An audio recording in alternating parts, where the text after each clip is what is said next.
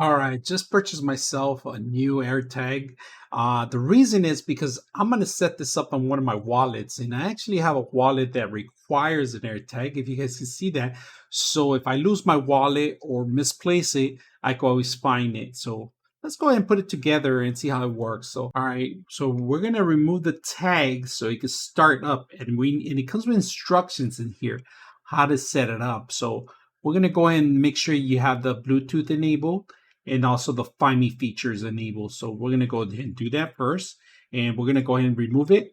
And it automatically made a little beeping noise. So we're going to go ahead and bring our iPad. All right, so we got our installed. Now here's an installation we need to. All right, so we just took out the actual slip that covers the battery and it automatically connected to it. So we're going to go ahead and set it up. And if you guys can see it, what do you kind of device do you want to set up? So we're going to put in wallet right now. All right, so we're going to call it wallet, and it's setting up. Once it sets up, it's permanent, and this will last you for a couple of years. So now when we're looking for it, we can always go into our settings to look for it. So now we have the AirTag set up, and if you want to play sounds or music or vibrate, if you need to find it, you can do that, or you can actually ask for directions to the actual system. So it's active, it's ready to go. So I hope you guys enjoy the video.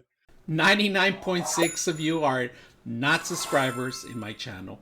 I hope that the content helps you out and that you find it very useful. And I hope you hit the like and subscribe.